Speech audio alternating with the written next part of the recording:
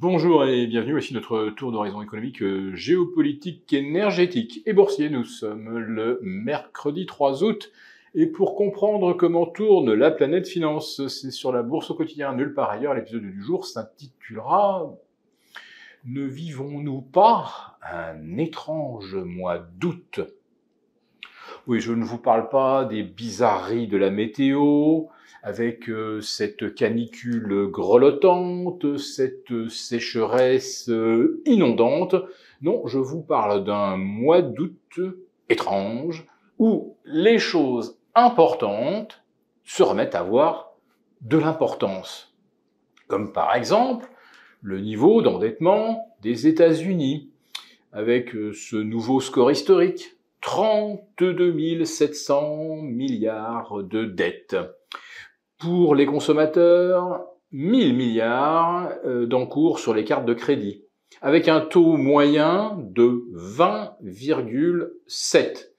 C'est, paraît-il, sans précédent depuis les années 1990. Le taux hypothécaire est repassé au-dessus des 7, on est même à 7,20, et le rendement du 10 ans américain bondit vers 4,15 contre 3,90 il y a une semaine. Si on fait les comptes, ça fait bien 25 points de plus. Autrement dit, on était certain au lendemain de la dernière réunion de la Fed le 25 juillet dernier qu'il n'y aurait plus de hausse de taux, et voilà que maintenant on en price une pour le 16 septembre prochain. Une hausse de taux supplémentaire, pas de baisse de taux avant le premier trimestre 2024, voire peut-être même pas avant le second semestre 2024, un encours de la dette américaine donc au sommet et un service de la dette qui va donc dépasser les 1000 milliards de dollars dès cette année. C'est le double du coût de la dette à même époque en 2022, c'est-à-dire qu'au mois d'août 2022, on était parti sur une base de 500 milliards, on est donc à 1000 milliards et on sera peut-être même à encore plus si effectivement il y a une nouvelle hausse de taux mi-septembre. L'autre chose qui se remet à avoir de l'importance, c'est le prix de l'énergie. Alors, hier, le prix du baril a rechuté vers 83, alors qu'il se dirigeait tout droit vers un premier objectif de 87. Je vous parle du Brent. Si c'est le WTI, l'objectif était de justement 83, et il a été atteint à peu près à 1% près. Pourquoi est-ce important l'énergie ?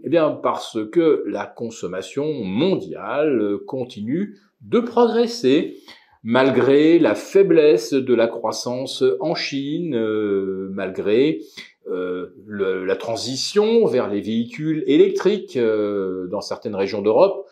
Un véhicule sur 3 vendu aujourd'hui est un véhicule électrique, donc on devrait consommer moins de carburant. On continue d'en consommer davantage dans le monde. Et puis les États-Unis se retrouvent avec des réserves stratégiques au plus bas depuis les années 90, à 345 millions de barils, contre une capacité maximum de 725, et on considère qu'entre 680 et 700, les stocks sont optimaux. Ça permettrait aux États-Unis de tenir 90 jours si, d'un seul coup, toutes les voies d'acheminement maritime devaient s'arrêter. Sachant qu'aux États-Unis, on reste au taquet en termes d'extraction de shale oil à 12,3 millions de barils jour. Donc les États-Unis sont bien les numéros 1 aujourd'hui en extraction de pétrole. Ça ne suffit pas pour regarnir les réserves stratégiques. Et la Maison-Blanche vient de faire savoir qu'elle renonçait une fois de plus, c'est la 6e je crois, une fois de plus à reconstituer les stocks parce qu'à 83 $ ou 80 sur le WTI, la Maison-Blanche juge que c'est trop cher. Alors la question qu'on peut se poser, est-ce qu'ils vont se réveiller quand on sera à 100 $? Parce qu'on ne peut pas du tout exclure cette hypothèse avec la reconstitution des stocks pour l'automne et l'hiver prochain. Autre symptôme qui devrait également nous alerter, les offres d'emploi sont en train de diminuer. Alors certes, les embauches dans le secteur privé ont encore dépassé de je ne sais pas combien les attentes, je crois c'est quasiment 90% de plus, mais je le répète, il y a moins d'offres d'emploi, il y a davantage de licenciements, et je rappelle, pour ceux qui en doutaient, que le nombre de sans emploi aux États-Unis est de 105 millions. Je vous parle bien de personnes qui seraient en mesure d'occuper un emploi et qui ne le font pas parce qu'ils ne sont pas en recherche ou qu'ils coulent peut-être un début de retraite heureuse. La masse salariale aux États-Unis et le nombre d'actifs, c'est 165 millions sur 325 millions d'habitants. Donc, qui ne travaille vraiment pas parce que enfant en bas âge ou en retraite, c'est environ 65 ou 70 millions de personnes.